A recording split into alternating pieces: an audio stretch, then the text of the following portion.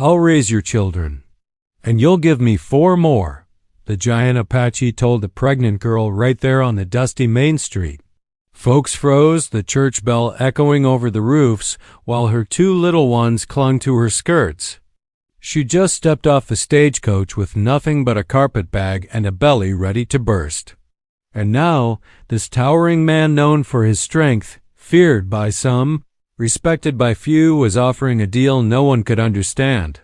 But this wasn't just about survival.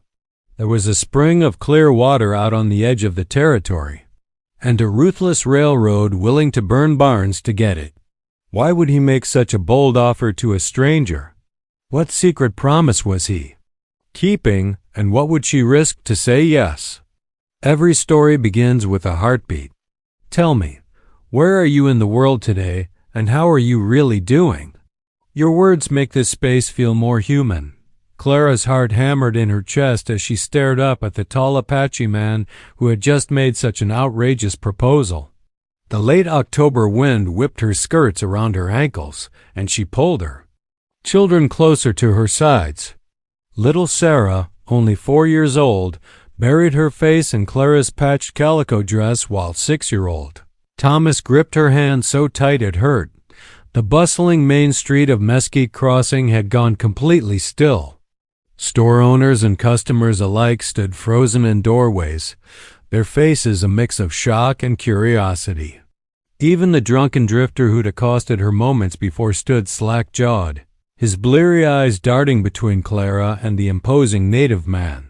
Dakota stood perfectly straight, his dark eyes steady on Clara's face. Unlike the other onlookers, his expression held no judgment, only calm certainty.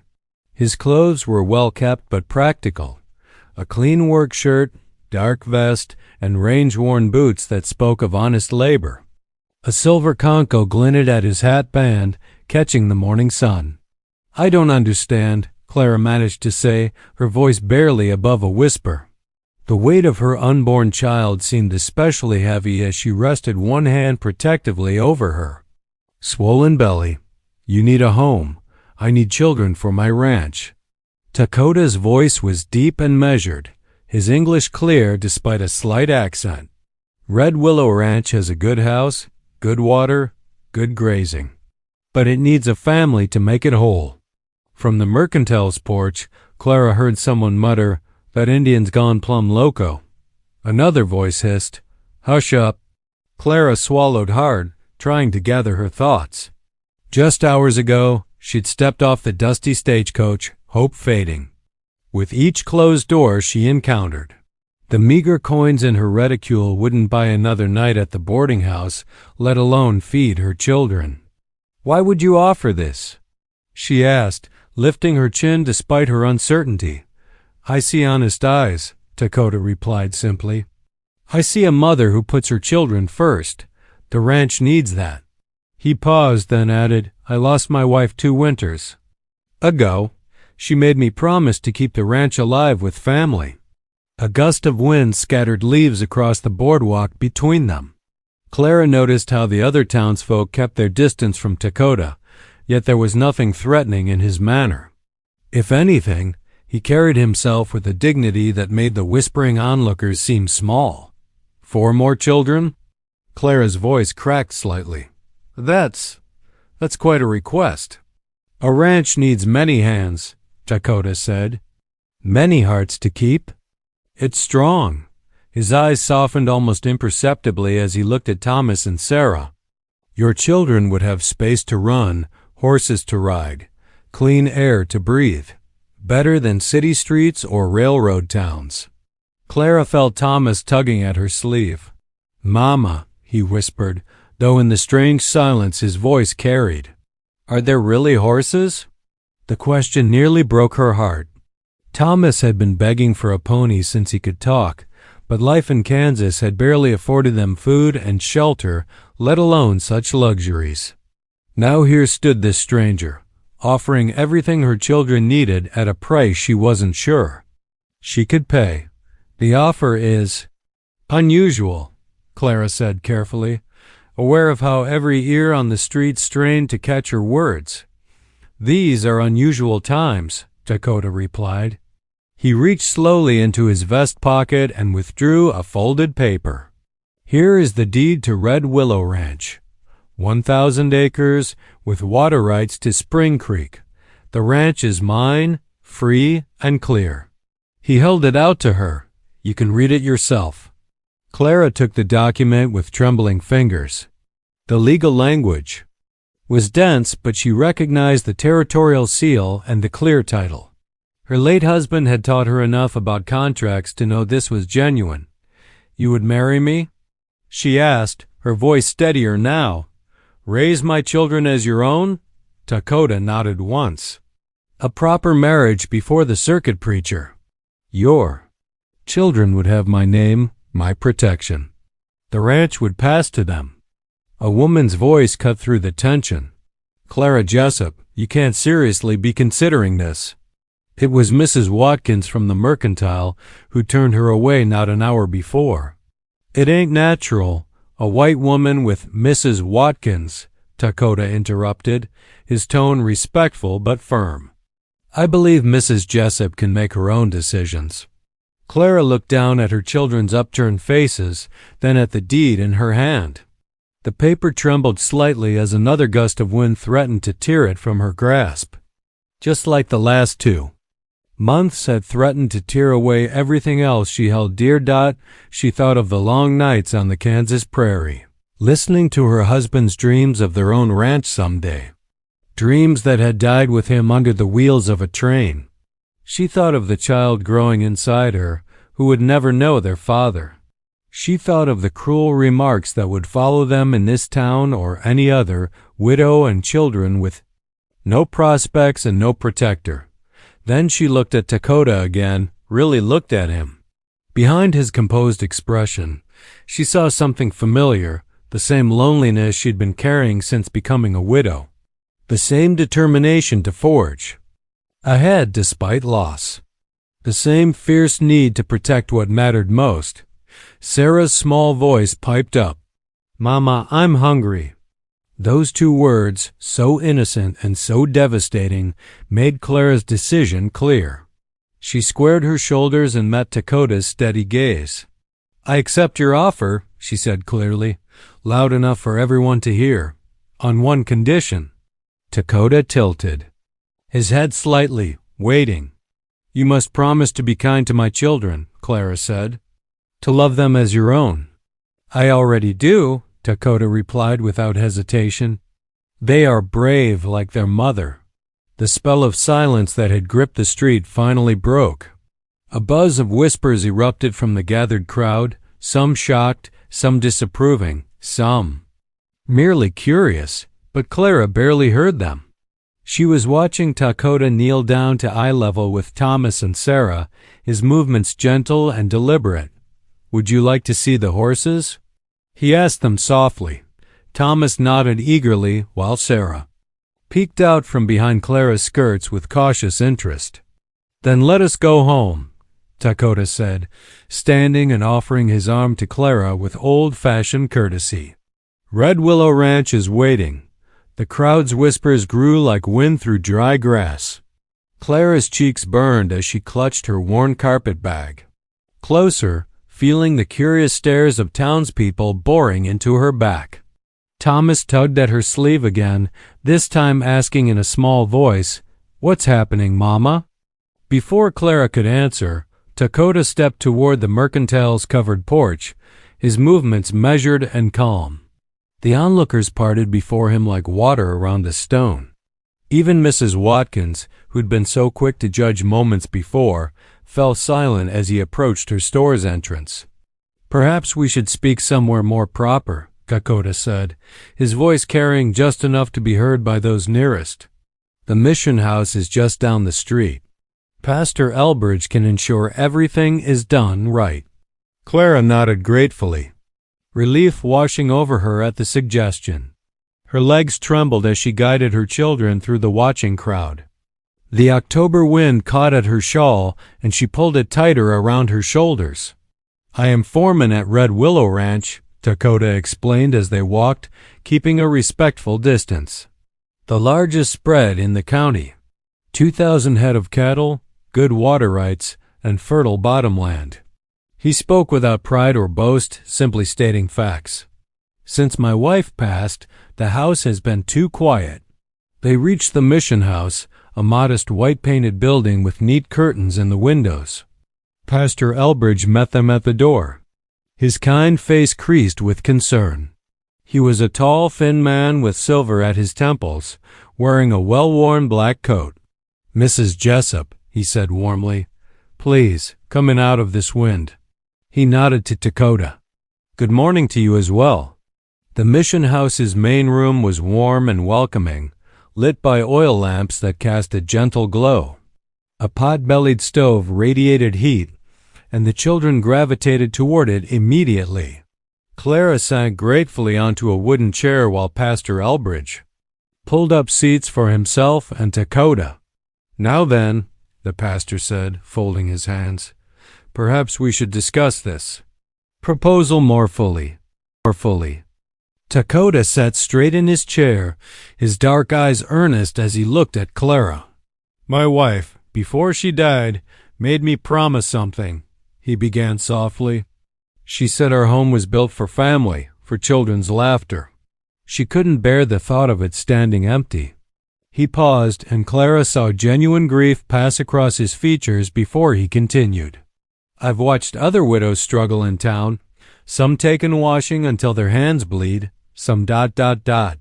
He stopped, choosing his words carefully. "Some find themselves in situations no woman should face." Clara's hand went instinctively to her throat, remembering the drunken drifter's leering face from earlier. Pastor Elbridge nodded gravely. "The winter here is harsh, Mrs. Jessup," the pastor said gently, "and work is scarce, especially for a woman in your condition." His eyes flickered to her rounded belly. "Dakota's offer, though unusual, comes from an honorable place. I have means to provide," Dakota added. "The ranch prospers, but a home needs more than prosperity to truly live." He gestured to where Thomas and Sarah played quietly by the stove. "Your children would have education, safety, room to grow strong." Clara's hands twisted in her lap. "The terms you mentioned ... double quote," she began hesitantly. "4 more children," Dakota confirmed, "to help work the land as they grow, to carry on the ranch's legacy." His voice softened. "But first, to bring life back to empty rooms. And if I cannot ... Clara's voice caught, thinking of the difficulties of her previous births. "Then we raise those we have," Dakota replied simply. The number was not a demand, but a hope. "Pastor." Elbridge cleared his throat. "Mrs. Jessup, I've known Dakota for 7 years. He's a man of his word, respected by those who know him truly. The ranch hands speak well of him, and the cattle buyers trust his handshake as much as any written contract." Clara watched her children, now drowsing in the stove's warmth. Thomas had pulled off his worn boots, revealing holes in his socks. Sarah's dress was patched at the elbows. The sight made her heart ache. "You say I must decide by nightfall?" she asked Dakota. He nodded. "The ranch is a half-day's ride.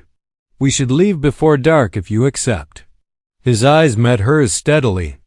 "But I must warn you, staying in town without means is dangerous. There are men who prey on desperate women, offering help that comes with cruel prices." Pastor Elbridge sighed heavily. "He speaks truth, I'm sorry to say. Just last month, a widow with 3 little ones ...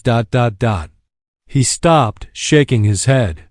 "Well, suffice to say, she found herself in circumstances no mother should face." Clara stood. Slowly, one hand pressed against her lower back. "I should return to the boarding house," she said. "To think and to pray." Dakota rose as well, bowing slightly. "I will wait here at the mission house until sunset. Whatever you decide, I wish you well." As Clara gathered her sleepy children, Pastor Elbridge pressed a small package into her hands. "Some bread and cheese," he said quietly.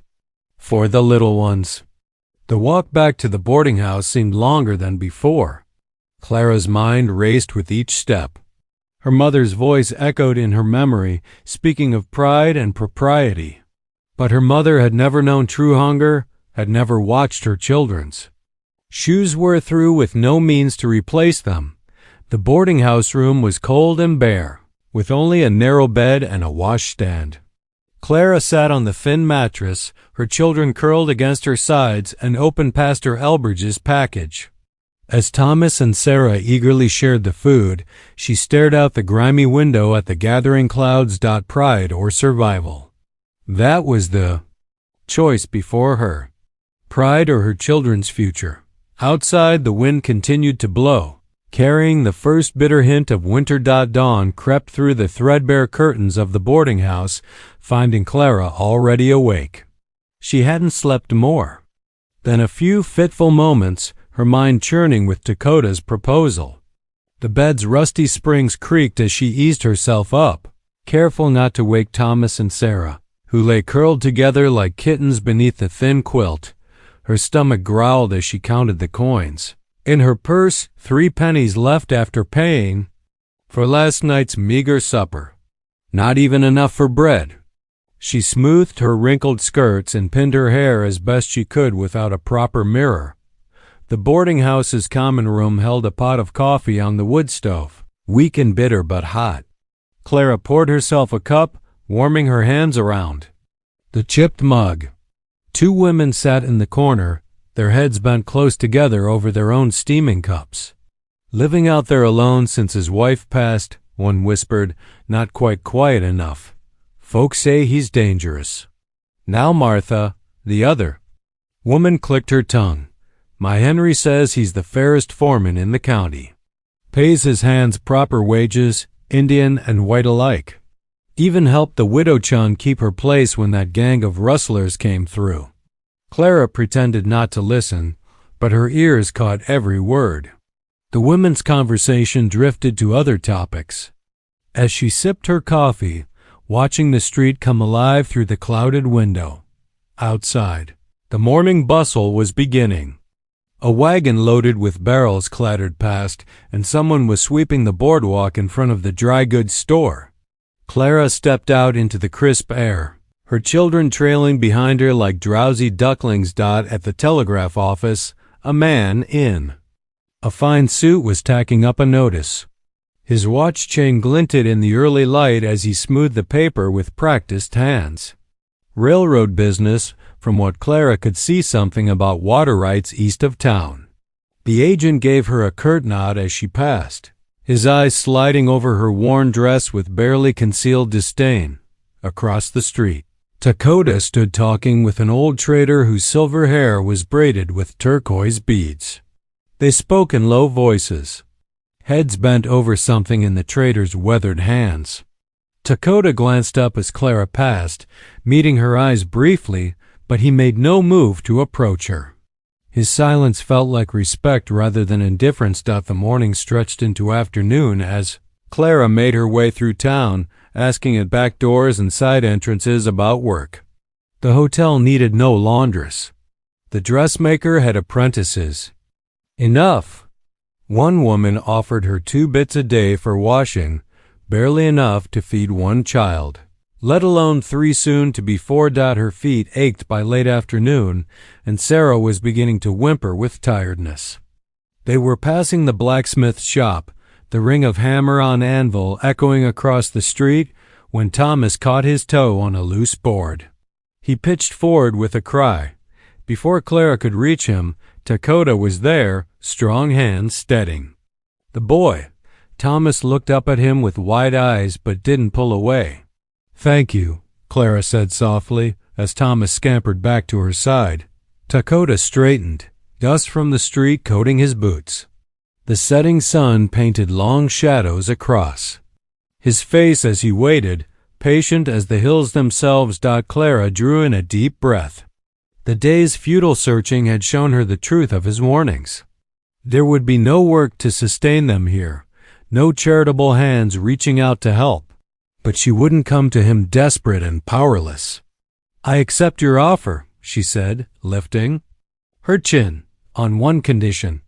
He tilted his head slightly, inviting her to continue. I saw the railroad's notice this morning. They're moving to claim water rights east of town. She gestured toward the telegraph office. Your ranch is spring. That's what they're after, isn't it? A shadow passed through his eyes, quick as a cloud across the sun. You see clearly, he said. Then my condition is this. We work together to protect those water rights as partners. She met his gaze steadily. I have some schooling. I can read contracts, keep books. Whatever we face it together. Dakota was silent for a long moment, studying her face. Then he nodded once, as if this was exactly what he'd expected or perhaps hoped for. Partners, he agreed, the word carrying the weight of a vow. We'll leave at first light tomorrow. The children should rest tonight. We'll be ready, Clara promised, and for the first time that day, she felt the stirring of hope in her chest as they turned to go their separate ways, she to the boarding house. He to make preparations. The blacksmith's hammer rang out once more. The sound seemed different now, not a knell of desperation, but the forging of something new and strong. Frost sparkled on the wagon boards, like scattered sugar as Clara helped Thomas and Sarah climb into Dakota's buckboard. The early morning. Air bit through her shawl, making her pull it tighter around her shoulders. Their few belongings, one carpet bag and a small wooden box of keepsakes, looked lonely in the wagon bed. The wooden wheels crunched over frozen mud as they left Mesquite. Crossing behind. Clara watched the town shrink until it was just a cluster of dark shapes against the pale sky. Sarah pressed against her side, thumb in mouth, while Thomas bounced on the seat, pointing at jackrabbits darting through the grass. Prairies stretched out before them, an ocean of golden grass bowing beneath the wind. Far to the west, mountains rose in hazy layers of purple and blue. Clara had never seen such endless space in Kansas. Trees had always broken up the horizon. How far to the ranch? She asked, breaking the comfortable silence. Dakota kept his eyes on the trail ahead as he answered. Half-day's ride. Red Willow Ranch sits in the valley beyond those hills. He gestured with his chin toward a distant ridge. The spring feeds. A creek that runs year-round. My people have watered there since before my grandfather's time. And now you have the legal claim? Clara watched his profile, noting how his jaw tightened slightly. Filed 5 years ago when I bought the ranch. Paper's solid. He glanced at her.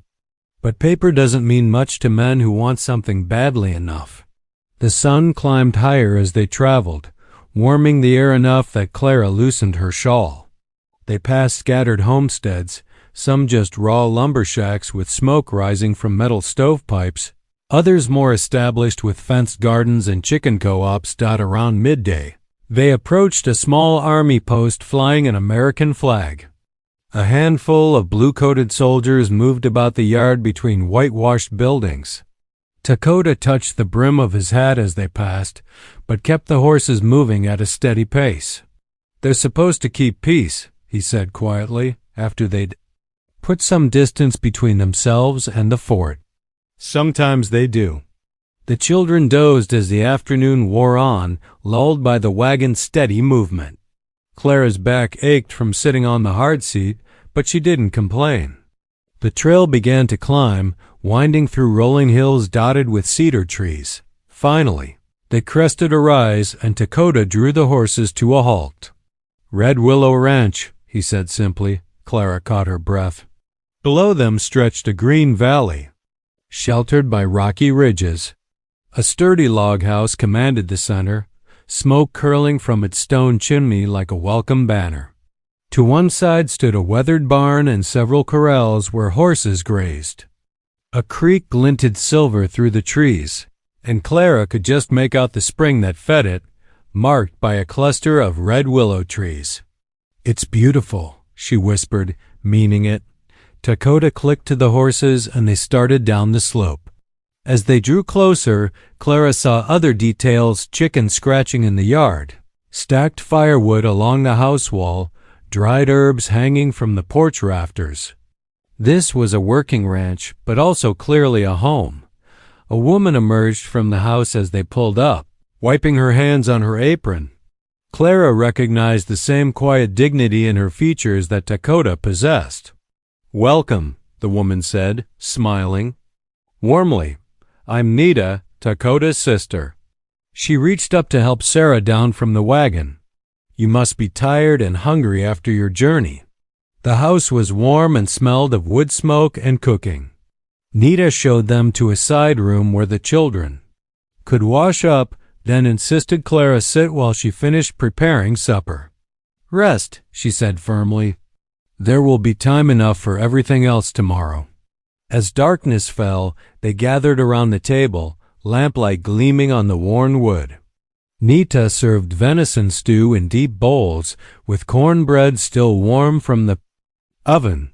Clara couldn't remember when food had last tasted so good. The children ate until their eyes started drooping, and Nita showed them to pallets she'd made up in the side room. Returning to the main room, Clara sank into a chair by the fire, feeling the day's tension slowly leave her shoulders. Through the window, she could see Dakota on the porch, his outline dark against the starlit sky. He seemed to be watching the hills, as if expecting movement in the shadows. But here, in this warm room with her children sleeping safely nearby, Clara felt something she hadn't experienced since before her husband's death piece.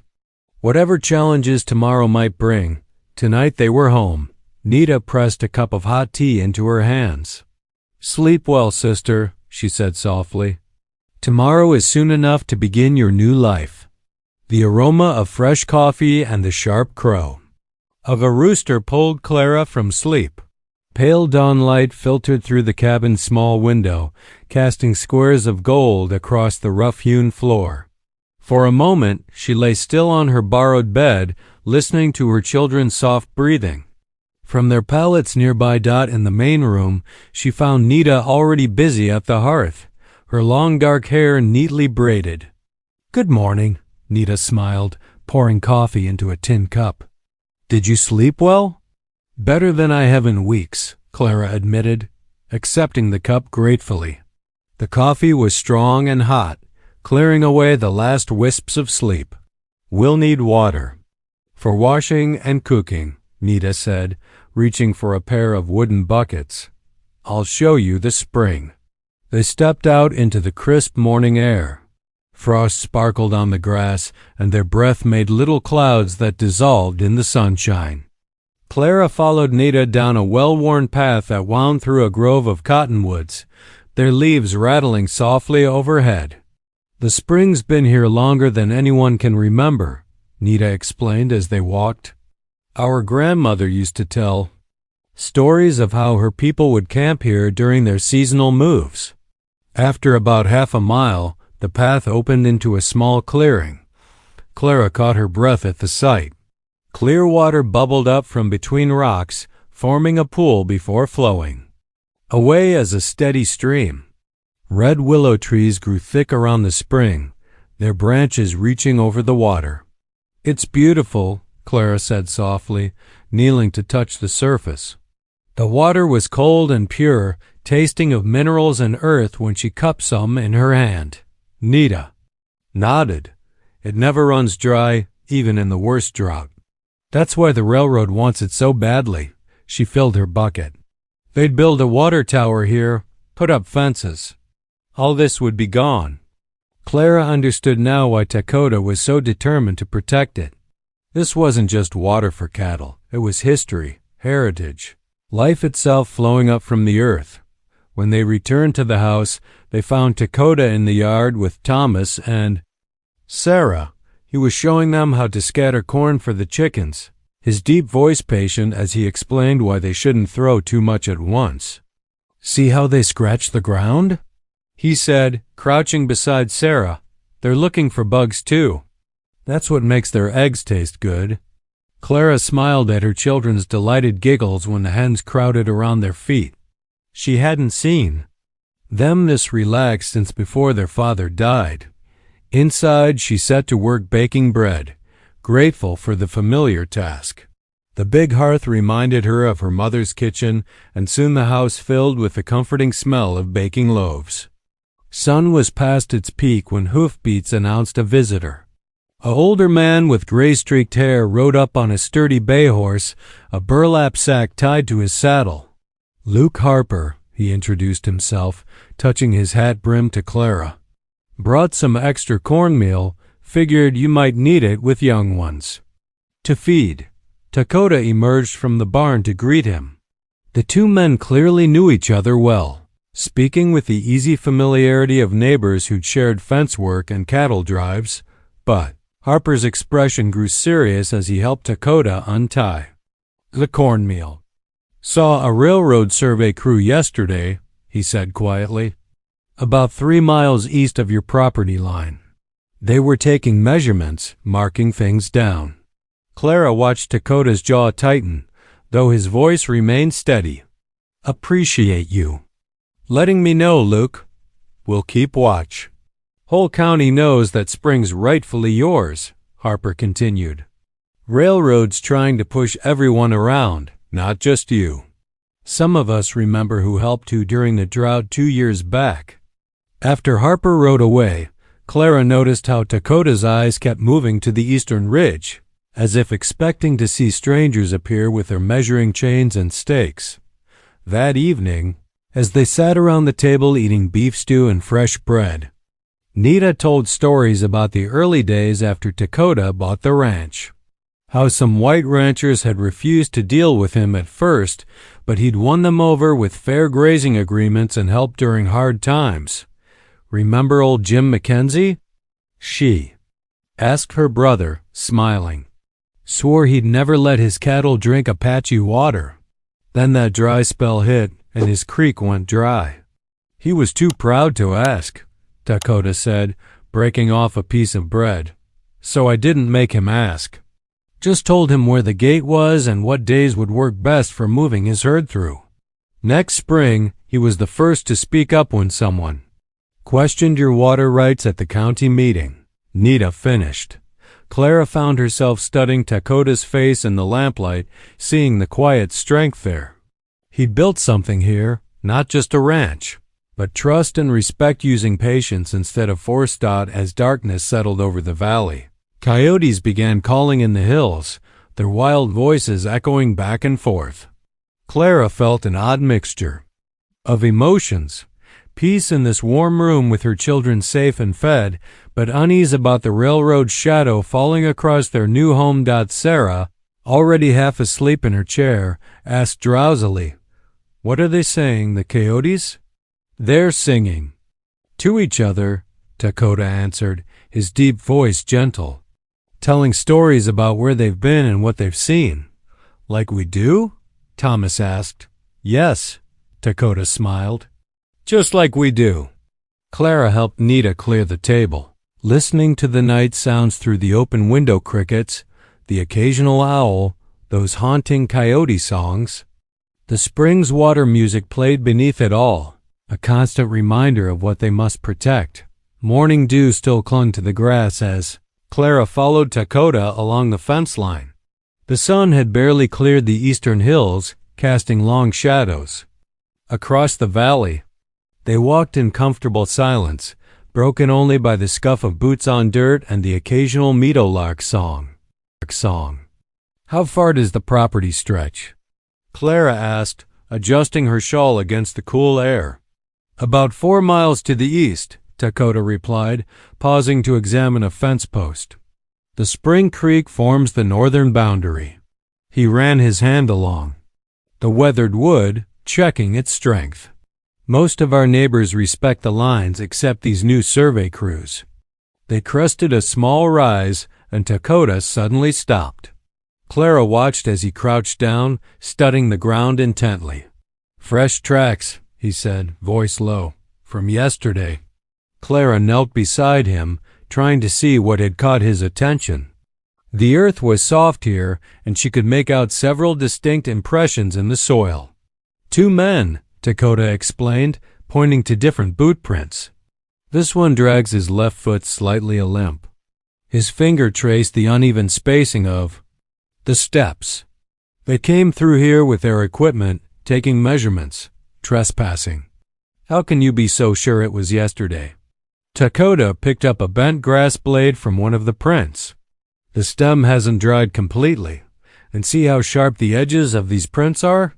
Morning dew would have softened them if they were older.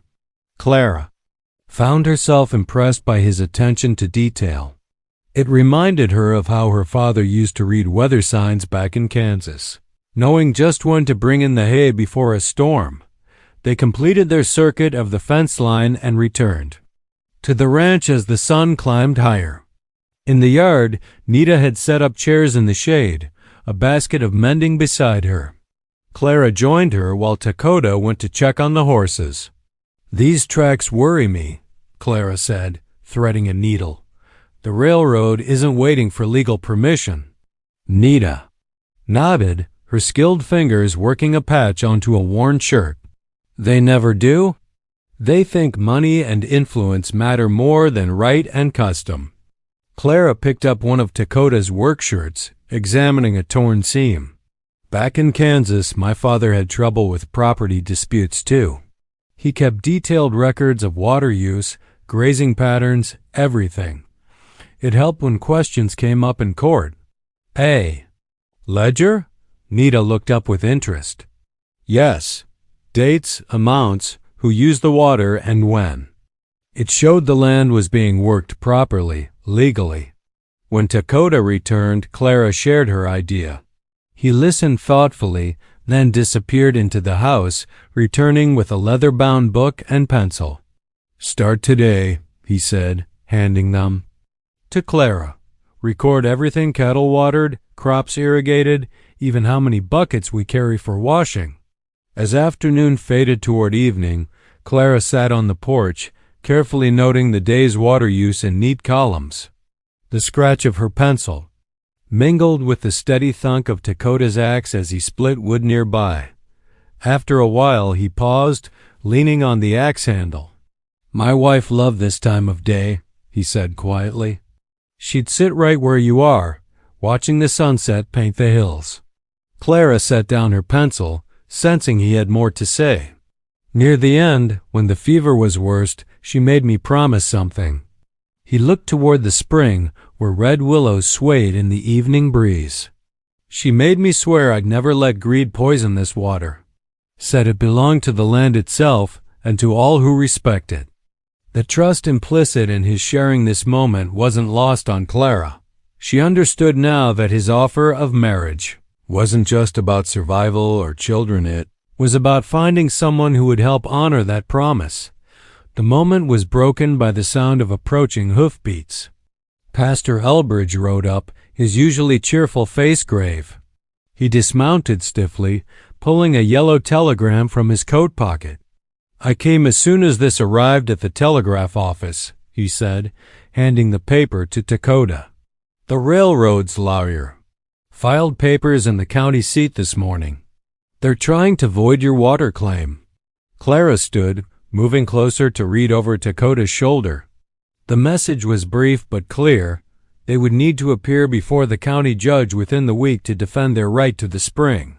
Dakota folded the telegram carefully, his expression unchanged but for a tightness around his eyes. "Thank you for bringing this, Pastor. What can they possibly claim?" Clara asked, anger rising in her throat. "The water rights are legally filed. They'll try to prove the claim was improperly recorded," Pastor Elbridge explained, "or that the land isn't being fully utilized, any technicality they can find. Then we'll show them every drop of water, every blade of grass is accounted for," Clara said firmly, holding up the ledger. "We'll prove this land is worked and needed." Dakota nodded slowly. "We'll ride to town first thing Monday morning." He turned to Pastor Elbridge. "Will you look after Nada and the children while we're gone?" "Of course," the pastor agreed. "And I'll speak to some folks in town." There are those who'll stand with you if you need witnesses. As Pastor Elbridge rode away, the setting sun painted the clouds crimson above the western mountains. Clara looked down at the ledger in her hands, then at Dakota. The railroad might have money and influence, but they had truth and determination. It would have to be enough. 2 days after receiving the telegram, the morning air hung heavy with moisture as Dakota hitched the horses to the wagon. The previous night's rain had left everything damp, and droplets still clung to the fence posts like tiny glass beads. Clara emerged from the house carrying a bundle of blankets, her 2 children trailing behind her like sleepy ducklings. "Here. Now," she said softly, lifting her youngest into the wagon bed. "Let's get you settled before the real cold sets in." She tucked the wool blankets around them, making sure their feet were well covered. Dakota checked the harnesses one final time, his movements deliberate and thorough. "Road'll be slow going," he said, glancing at the muddy yard. "Rain's made. Everything soft." Clara nodded, understanding what he didn't say. The journey would take longer than usual. She climbed up to the wagon seat, adjusting her skirts while Dakota took the reins. With a gentle slap of leather and a quiet command, they set off toward Mesquite Crossing. The wagon wheels cut deep tracks in the mud as they traveled. Every few miles, Dakota had to guide the horses around particularly wet spots where the road had turned to soup. The children dozed in the back, lulled by the steady rocking motion and wrapped snug in their blankets. By early afternoon, the sun had burned away some of the morning's dampness, and the familiar buildings of Mesquite Crossing came into view. They headed first to the telegraph office, the wagon's wheels now caked with dried mud. Inside the office, the clerk's eyes darted between Clara and Dakota, his discomfort evident in the way he shuffled papers on his desk. The small room smelled of ink and dust, and the telegraph key clicked steadily in the background. "The filing's been received," the clerk said, not quite meeting Dakota's steady gaze. He pulled out a thin sheaf of papers, but ... He hesitated, glancing toward the door as if checking who might be listening. "But what?" Clara prompted, keeping her voice level despite the tension in her shoulders. The clerk lowered his voice. "The railroad men, they've got friends in the county office. Been seeing them come and go all week, having private meetings behind closed doors." Dakota's expression didn't change, but Clara noticed his hands tighten slightly on his hat brim. She touched his arm lightly, an idea forming. "What about Mr. Harlan?" she suggested. "The rancher from the North Valley? You mentioned he owed you a favor from that cattle dispute last spring." Dakota considered this for a moment, then nodded. "Worth asking," he agreed. His word carries weight with the old families. They left the telegraph office and headed toward the outskirts of town where the Harlan homestead sat on a gentle rise. The afternoon sun had dried the road enough to make travel easier, and they made good time. Old Mr. Harlan was out in his yard when they arrived, splitting wood despite his advanced years. He straightened up as the wagon approached, squinting against the sun. "Well now," he called out, "if it ain't Dakota himself." He stuck his axe in the chopping block and walked over to meet them. "And who's this you've brought?" Clara introduced herself as Dakota helped her down from the wagon. Harlan's wife appeared at the door, wiping her hands on her apron. "Don't just stand there in the yard," she called out. "Come in and have some coffee. Children too, I've just taken a batch of biscuits from the oven." Inside, the Harlan's kitchen was warm and smelled of fresh coffee and baking. The children sat quietly at one end of the long table, carefully eating biscuits with honey while the adults talked.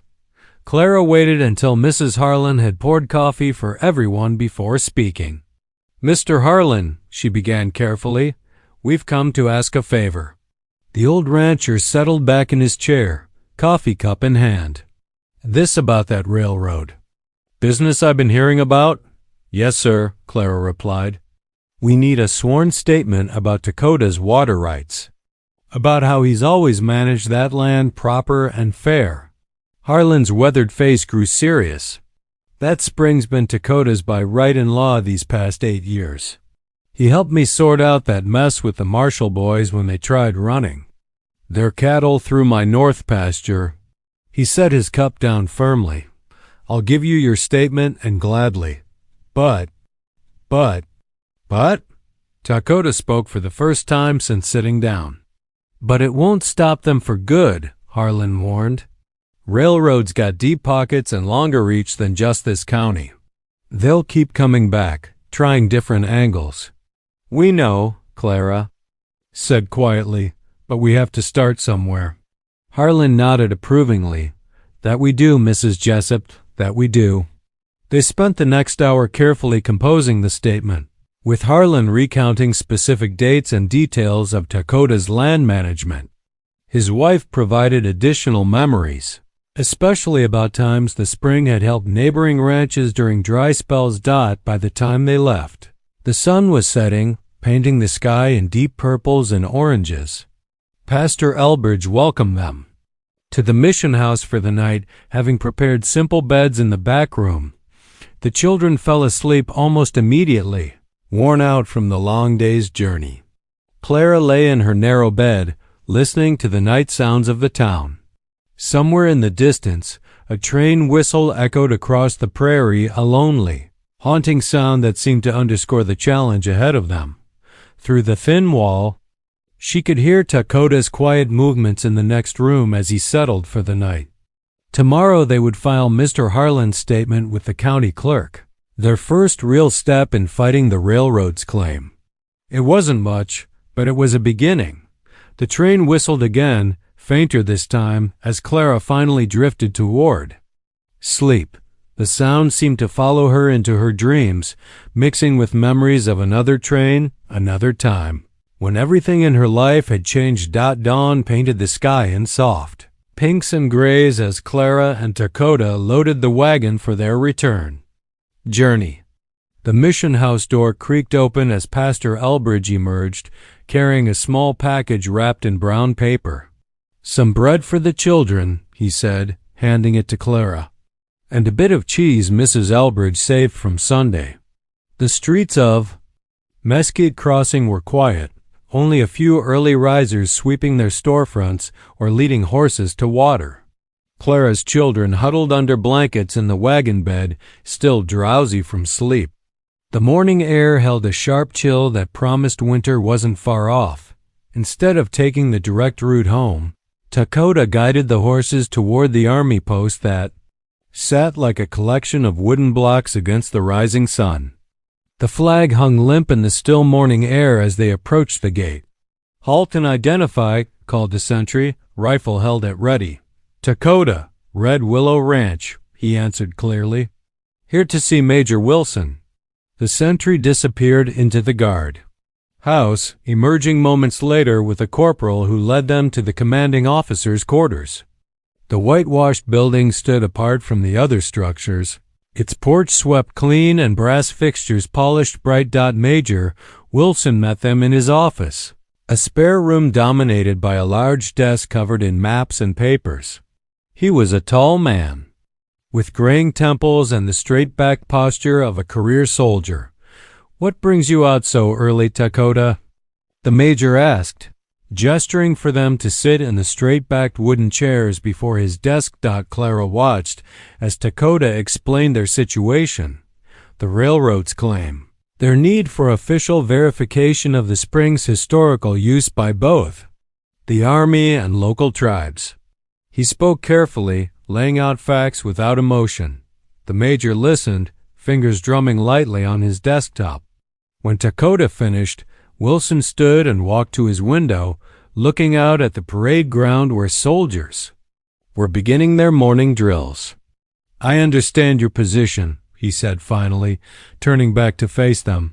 His expression was sympathetic but firm. "But my orders are clear. We cannot involve ourselves in civilian land disputes, no matter how valid the claim might be. The spring has watered army horses for years, Clara spoke up, surprising herself with her boldness. Surely that counts for something? Major Wilson shook his head. I'm sorry, ma'am. My hands are tied. The railroad's influence reaches all the way to Washington. Best I can do is stay neutral. The ride home was quiet, each lost in their own thoughts. The sun climbed higher, burning off the morning chill. They passed scattered homesteads and grazing cattle, the landscape dotted with the reds and golds of late autumn. It was late afternoon when they finally reached Red Willow Ranch. Nita met them at the door, the smell of cooking following her out. Onto the porch. I've made rabbit stew, she said, helping Clara down from the wagon while Dakota lifted the sleepy children. Luke Harper brought fresh rabbits this morning. Said he saw more survey stakes near the creek bend. The kitchen was warm and welcoming after the long day's travel. They gathered around the table as Nita ladled rich stew into bowls. Steam rose from the thick broth, carrying the scent of herbs and wild onions. Clara watched her children eat, their faces showing the first real contentment she'd seen since leaving Kansas. The sight strengthened her resolve. We need more voices, she said suddenly, setting down her spoon. Not just Mr. Harlan's. We should gather statements from everyone who relies on the spring white settlers and native families both. Dakota's hand paused, his spoon halfway to his mouth. Nita glanced between them, her expression concerned. Trust is thin between those groups, Dakota said carefully. Many won't want to stand together, even for water. But that's exactly why. We must ask, Clara pressed. The railroad is counting on that division. If we can show the spring serves everyone, makes neighbors of strangers ... double quote, she trailed off, seeing the doubt in his eyes. The fire popped in the hearth, sending shadows dancing across the walls. After the children were tucked into bed, Clara and Dakota sat before the fireplace. Nita had retired to her room, leaving them alone with the crackling flames and their thoughts. You surprised me today, Dakota said finally, his voice low. Most newcomers avoid taking sides in water disputes. Safer that way. Clara watched the fire for a long moment before answering. If I'm to give you more children, she said slowly, choosing her words with care, I want those children to have water and a home secure from thieves. She turned to look at him directly. I won't birth babies just to watch them lose their birthright to men who see only profit in the land. The firelight played across Dakota's features, softening the stern lines of his face. Something shifted in his expression, a warming in his dark eyes that hadn't been there before. You speak of birthright, he said quietly. Like one born to this land. I'm learning, Clara replied. This place, these people, they matter now. To me, to my children. She gestured to the walls around them. This is our home too, if you'll truly have us. Dakota studied her face in the flickering light, seeing perhaps for the first time not just a desperate widow, but a partner in the fight ahead. The fire settled in the grate, sending up a shower of sparks that danced like stars. Before fading away, a week passed at Red Willow Ranch, bringing the first whispers of winter. Delicate snow flurries danced in the morning air as Clara pulled her woolen shawl tighter, watching Dakota saddle their horses. The leather creaked as he cinched the straps, his breath visible in the cold. Nita will watch the children, he said, helping Clara mount. We have 5 ranches to visit today. The horses' hooves crunched through frost-covered grass as they rode out. Clara had grown more comfortable in the saddle over the past weeks, though the cold made her fingers stiff on the reins. They headed first to the Morrison place, where old Jim Morrison met them at his gate with suspicious eyes. What brings you? Out in this weather? He asked, more to Clara than Dakota. Coffee first, Dakota said simply. Then talk. Morrison's wife Sarah brought out steaming cups while they sat at the kitchen table. Clara could see the couple's wariness dissolve as she explained their situation. speaking of water rights and community need. When she mentioned their legal strategy of gathering affidavits, Morrison nodded slowly. Railroad men came by last week. He admitted, offered good money for supporting their claim. He looked at Dakota. But I remember when you helped us find our lost cattle in that spring storm. Reckon that's worth more than their gold. By midday, they had 2 signatures. The third ranch turned them away, but the fourth, the Wilson place, invited them for fresh bread and more coffee. As Clara watched Dakota speaking quietly with Mr. Wilson about shared grazing boundaries and drought years, she saw how his patience and fairness had built silent bridges. The afternoon sun was lowering when they reached the camp of the White-a-Deer family. The Comanche household welcomed them without hesitation, offering tea made from wild herbs. The eldest son translated for his father, who listened intently to their request. "My father says Dakota has always dealt honestly," the young man said. "The spring waters all our horses equally. He will make his mark on your paper. Your paper." The old man's weathered hands held the pen carefully as he made his the 10th, his wife nodding approval. Clara felt hope rising here was proof that neighbors could stand together, regardless of background. They were halfway home when Dakota reined his horse to a stop, frowning at the horizon. Clara followed his gaze and saw a too dark smoke rising above the trees, too thick and black for a simple cook fire. "The ranch," Dakota said, his voice tight. He spurred his horse forward, Clara close behind. They galloped hard over the frozen ground, the horse's breath coming in great clouds. Cresting the final hill, Clara's heart stopped. The red willow barn was engulfed in flames. Fire reached hungry fingers toward the sky as black smoke billowed upward. They thundered into the yard where Nita stood with the children, faces smudged with soot. Clara practically fell from her saddle, gathering her little ones close. "We're all right," Nita assured them, though her voice shook. The fire started in the hayloft. "I got the horses out, but the hay ...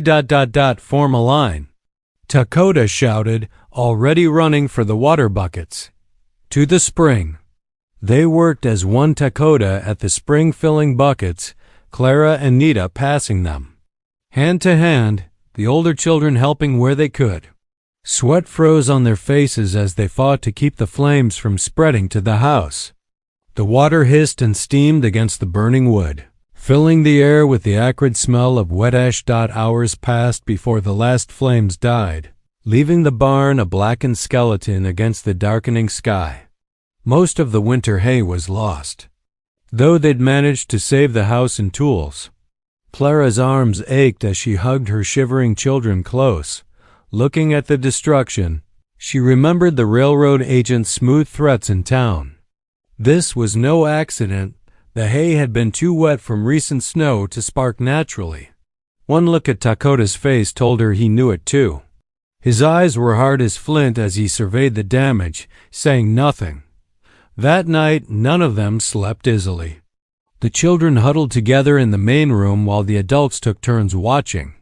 Dakota sat by the window, rifle across his knees, scanning the darkness beyond the lamplight. The smell of wet ash crept under the door, a reminder of how quickly security could burn away. Clara took the midnight watch, wrapping herself in a quilt as she sat beside Dakota. Their shoulders touched lightly as they shared the vigil. "They'll try again," she whispered, not wanting to wake the others. "Yes." His answer was simple, but his hand found hers in the darkness, warm and calloused. "But we'll be ready." The night stretched long before them, broken only by the soft breathing of sleeping children and the occasional pop of cooling embers in the hearth. Outside, snow began to fall again, covering the scorched earth in a blanket of white dawn brought. Little comfort to Red Willow Ranch. The acrid smell of smoke hung thick in the morning air, a harsh reminder of yesterday's destruction. Clara stood in the doorway of the kitchen, watching steam rise from her coffee cup into the cold. The children were still sleeping, exhausted from the previous day's terror.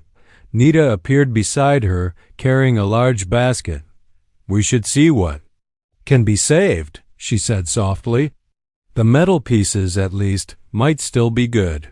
Clara nodded, setting down her cup. Together, they picked their way through the ruins of the barn.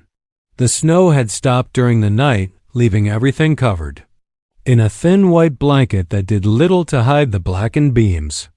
They worked methodically, salvaging what they could from the ashes, iron hinges that could be cleaned and reused, metal buckets warped but mendable, and tools that had survived the flames. "Look," Nita said, holding up a hammer with a scorched handle. "The head is still sound. Dakota can fit it with a new handle when he returns." Clara glanced toward the horizon where Dakota had disappeared on horseback at first light. He'd said nothing at breakfast, just mounted up and rode out, his eyes scanning the fresh snow for signs of the fire starters. Morning stretched on as they worked, their hands growing black with soot. Clara's back ached from bending and lifting, but she pressed on, determined to save anything that might help them rebuild. They arranged their findings on a clean patch of snow hooks, nails, bits of hardware that had survived the inferno.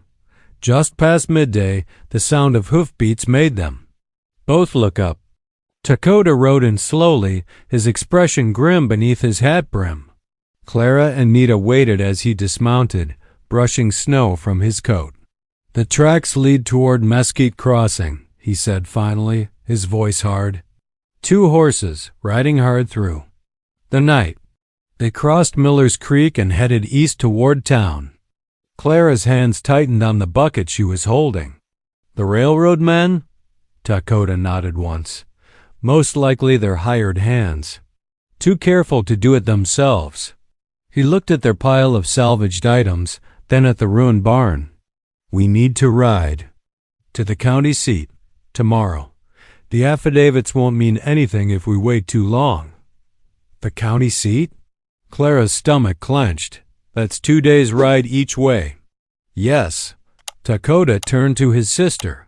"Nita, can you—" "I'll keep the children safe," Nita interrupted, her voice firm. "You know I will." Clara spent the afternoon indoors with her little ones, trying to keep her hands steady as she mended clothes. The thought of leaving them, even for 4 days, made her heart ache. But she knew they had no choice. From her chair by the fire, she watched them play with wooden horses Dakota had carved. Their laughter a precious sound after yesterday's fear. Nita worked nearby at the big table, stirring a pot of soap made from rendered fat and lye. The familiar domestic sounds, children playing, the bubble of the soap pot, the crack of the fire made the morning's violence seem almost like a bad dream. After a simple supper of beans and cornbread, Dakota spread a map on the table. "Well, follow the stage road," he explained, tracing the route with his finger.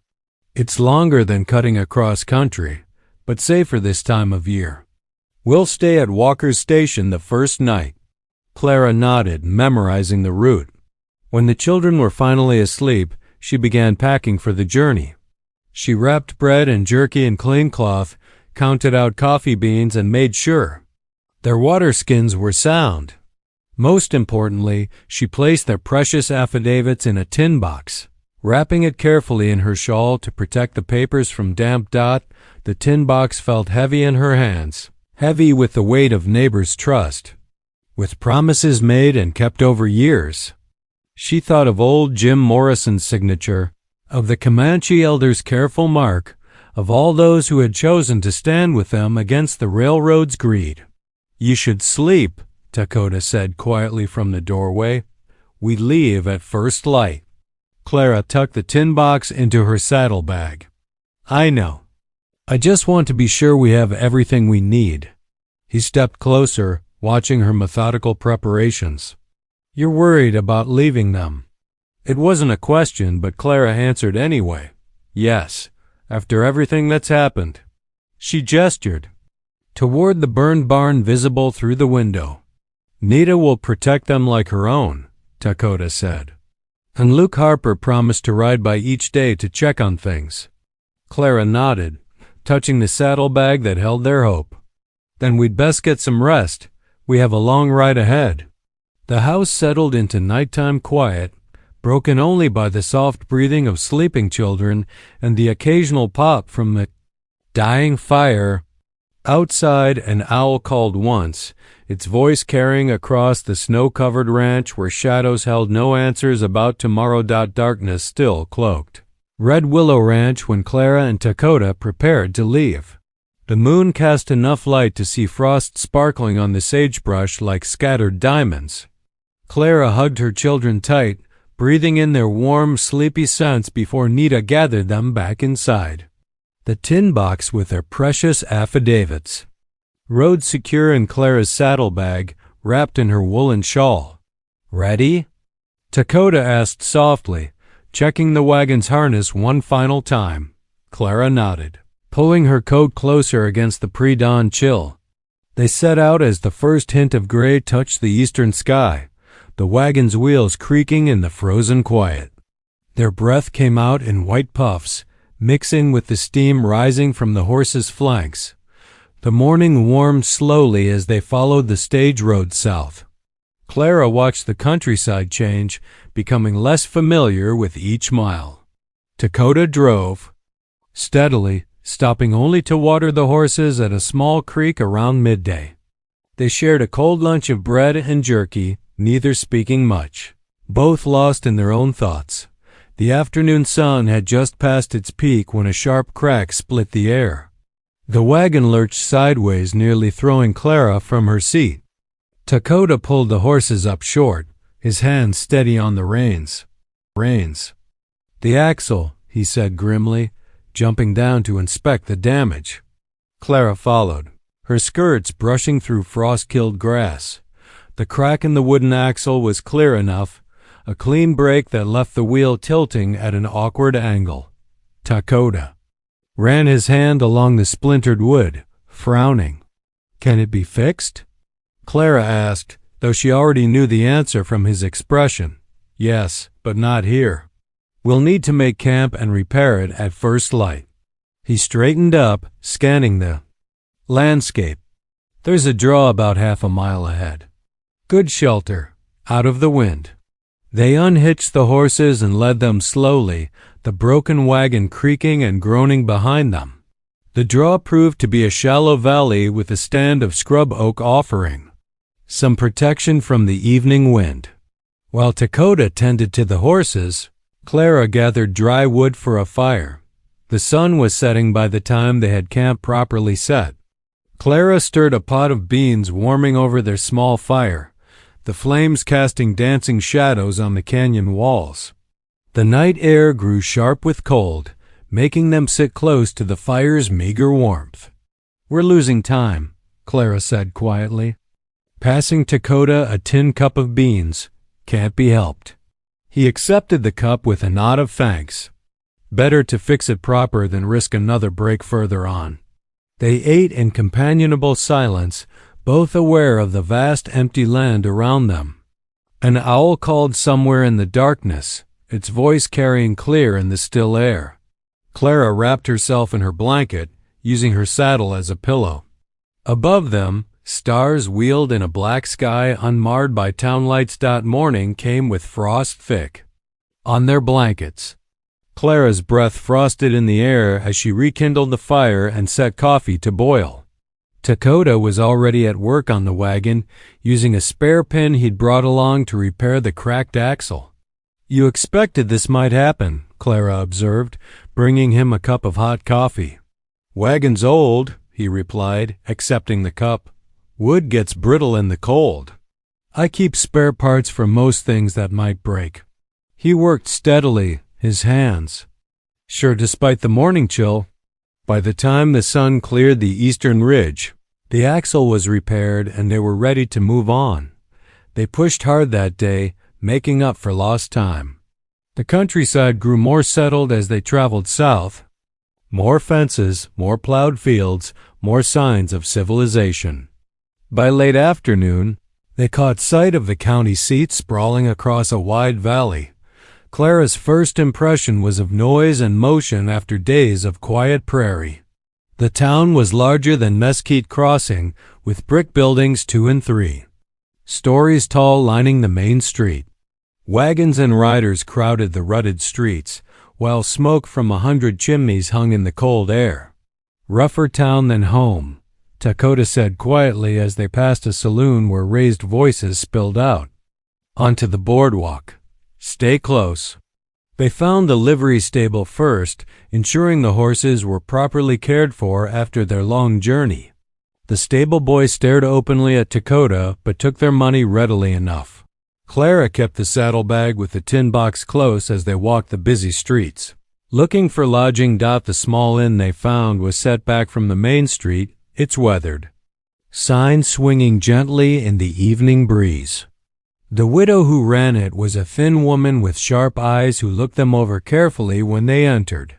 Her gaze lingered on Dakota, then shifted to Clara's worn traveling dress, but she asked no questions as she showed them to separate rooms. "Supper's serving now," she said, handing Clara a key. "Hot stew and bread, 2 bits extra." The stew was hot and filling, thick with vegetables and beef. Clara ate slowly, aware of the curious glances from other guests. Dakota sat across from her, his back to the wall, watching the room with quiet attention.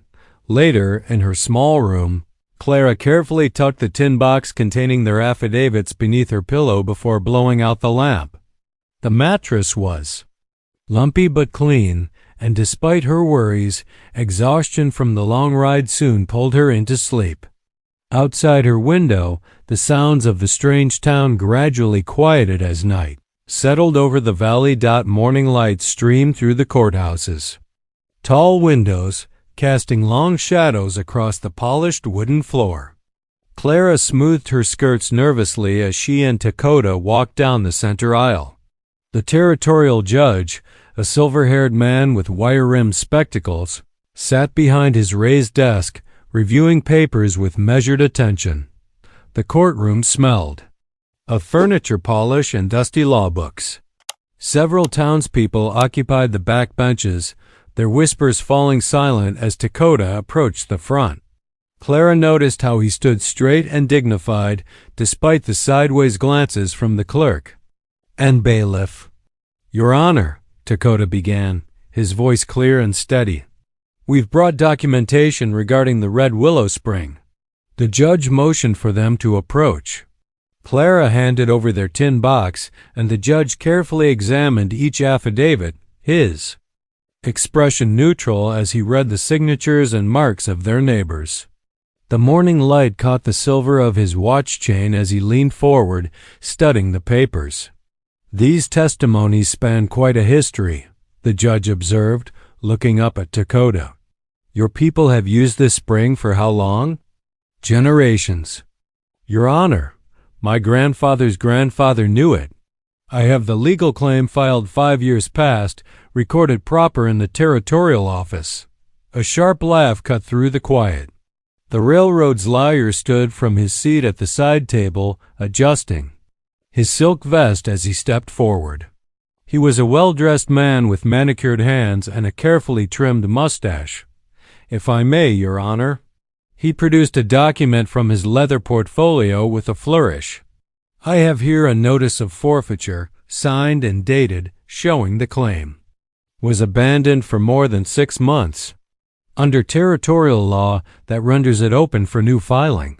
Clara felt her heart skip. She hadn't expected this. The lawyer passed the paper to the judge with a satisfied smile, then turned to give Dakota a look of mock sympathy. The judge adjusted his spectacles, examining the document carefully. Clara stepped closer, straining to see. Something about the paper caught her eye, a detail from her days helping her father with farm receipts. "Your Honor," she said, her voice stronger than she felt, "may I?" The judge paused, then handed her the document. Clara held it to the light, checking the dates carefully. "This filing shows abandonment from April to October," she said, pointing to the printed numbers. "But look here, The ink is different on these dates. They've been changed. The original numbers show through if you hold it to the light." A murmur rippled through the courtroom. The railroad lawyer's face flushed red. "Furthermore," Clara continued, her confidence growing, "we have records of continuous use through those months. Mr. Harlan's affidavit specifically mentions watering cattle there in July." The judge took the paper back, holding it up to examine it himself. The railroad lawyer stepped forward, but the judge held up his hand for silence. The courtroom grew so quiet Clara could hear the ticking of the wall clock. After what seemed an eternity, the judge set the document down. He removed his spectacles and fixed the railroad lawyer with a stern look. "This court takes a very dim view of altered documents," he said gravely. "The spring remains under Mr. Takoda's rightful claim, and I strongly advise against any further attempts to tamper with territorial records." Relief flooded through Clara's chest, making her knees weak. She felt Takoda's steady presence beside her as the judge made his ruling official with a sharp rap of his gavel. The railroad lawyer gathered his papers quickly and left without a word, his boot heels clicking sharply on the wooden floor. The townspeople began filing out, their quiet conversations filling the courtroom. Outside, the morning sun had warmed the air. Clara took a deep breath, still shaking slightly from the confrontation. Takoda touched her arm lightly, drawing her attention. "Your quick thinking turned the tide in there," he said quietly. "Thank you," Clara nodded, not trusting her voice just yet. They walked in comfortable silence to the livery stable, where Takoda paid extra for fresh hay and grain for their horses. "We should start back today," he said as they hitched the team. "The children will be worried." They left town before noon, the courthouse growing smaller behind them as they headed north. The victory had lifted a weight from both of them, making the journey feel lighter despite the cold wind that swept across the prairie dot as evening approached. They stopped at a small roadside inn. It was a simple place, but clean, with a stable. "For the horses," Takoda spoke with the stable master at length, arranging extra feed for their team. "The horses worked hard getting us here," he explained to Clara as they watched the stable boy spread fresh hay. "They deserve a good rest and extra grain for the journey home." Clara nodded, understanding. The care he showed for the animals was the same thoughtfulness she'd seen him extend to people, fair treatment regardless of circumstance. It was one of many things she'd come to appreciate about him over these past weeks. The inn's common room was warm, heated by a pot-bellied stove. They ate a simple supper of beef stew and cornbread, both too tired for much conversation. Through the window, Clara could see their horses contentedly eating their extra rations in the stable yard, steam rising from their backs in the cold. Evening air. The victory at the courthouse felt like a turning point, though Clara wasn't quite sure toward what. But as she watched Takoda carefully counting out coins to pay for their meal and the horses' feed, she felt a deepening sense of partnership that went beyond their original agreement. The winter sun hung low in the afternoon sky as Clara and Takoda's wagon crested the final hill toward Red Willow Ranch. Fresh snow blanketed the landscape, pristine white except for rabbit tracks and deer paths that crossed the rolling terrain. The burned barn's blackened beams stood stark against the snow, a reminder of what they'd nearly lost. Smoke curled invitingly from the house's stone chimney. As they drew closer, the front door burst open and Clara's children tumbled out into the yard, their woolen scarves trailing behind them as they ran toward the wagon. Nita appeared in the doorway, wiping her hands on her apron and smiling broadly. "Mama, Papa." The children's voices carried across the crisp air. Clara's heart warmed at hearing them call Takoda Papa. It had started naturally. Without prompting, sometime during their weeks together, Takoda pulled the wagon to a stop, and Clara barely had time to climb down before small arms wrapped around her waist. The scent of Nita's cooking wafted from the house, venison stew with wild onions by the smell of it. We won? Nita asked, though her expression showed she already knew the answer. Dakota nodded, unhitching the horses. Word traveled. Fast? 2 riders passed through yesterday, Nita confirmed. Said the judge himself called out the railroad's lawyer for changing documents. Inside, the house was warm and welcoming. Clara's youngest immediately climbed into her lap as she settled by the fire, while the older children peppered Dakota with questions about their journey. Nita ladled out bowls of steaming stew, and they gathered around the table, saying grace before eating. They had barely finished the meal when hoofbeats approached outside. Luke Harper, their nearest neighbor, appeared at the door with his hat in his hands. Heard the good news, he said, stepping inside and shaking Dakota's hand firmly. Reckon that'll teach those railroad men about trying to steal what ain't theirs. More visitors arrived as the week progressed. Ranchers Clara recognized. From their trip-gathering affidavits stopped by, some bringing tools or lumber, others offering labor. To Clara's surprise, the Comanche family who had supported their claim arrived with 3 strong sons, ready to work. The burned barn site became a hive of activity. Men worked together, setting posts and raising walls, their breath visible in the cold air. Old prejudices seemed to matter less as they shared the labor, passing tools and steadying beams. Clara noticed how Dakota directed the work quietly but effectively, treating each volunteer with equal respect regardless of their background.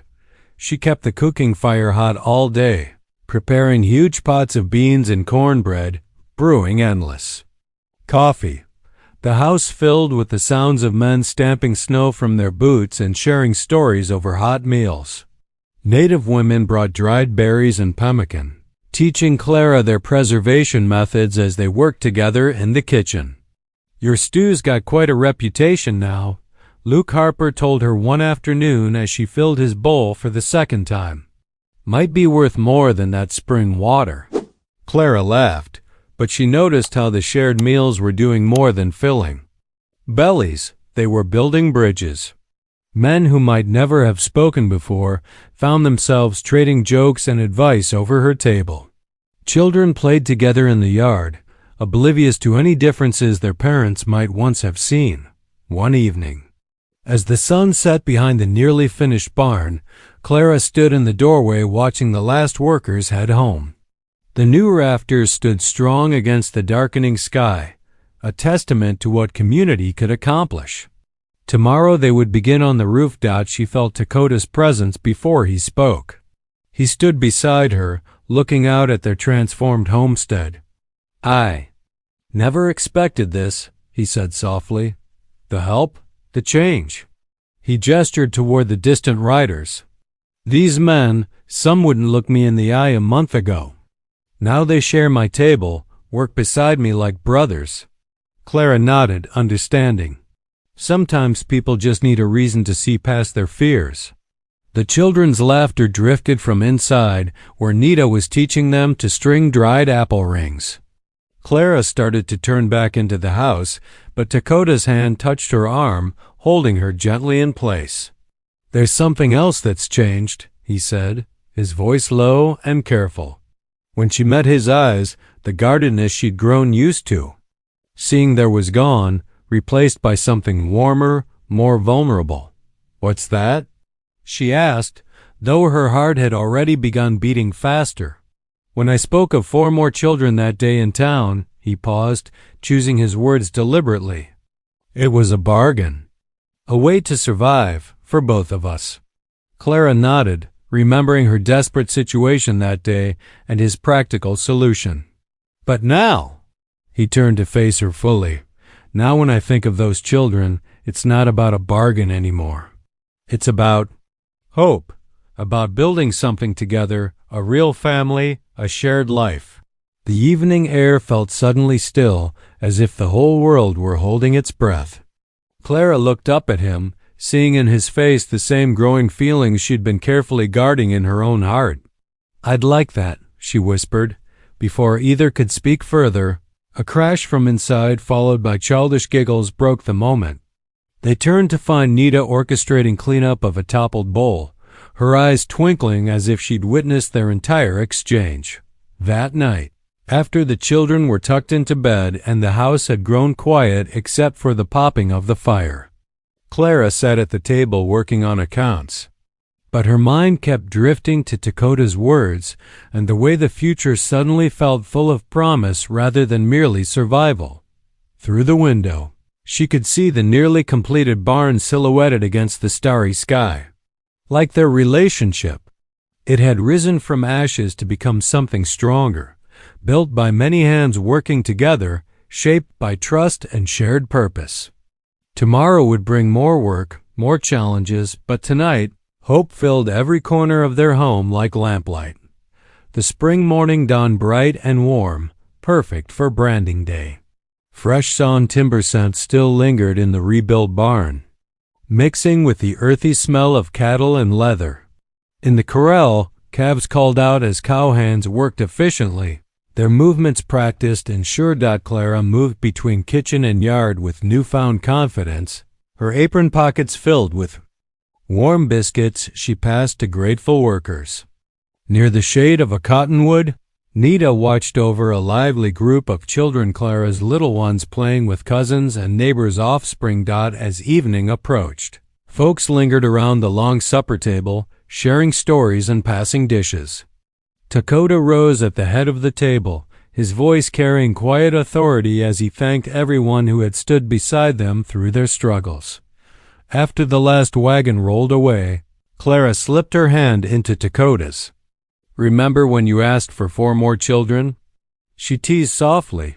He smiled, squeezing her fingers, not sealing a bargain now, but making a promise born of love. Beyond the house, their precious spring bubbled clear and strong under starlight, protected for future generations. Inside, lamplight glowed warm on children's faces, their laughter echoing through rooms that finally felt like the home Clara had always sought. If something in this story whispered to your spirit, stay a while. Subscribe and come back tomorrow.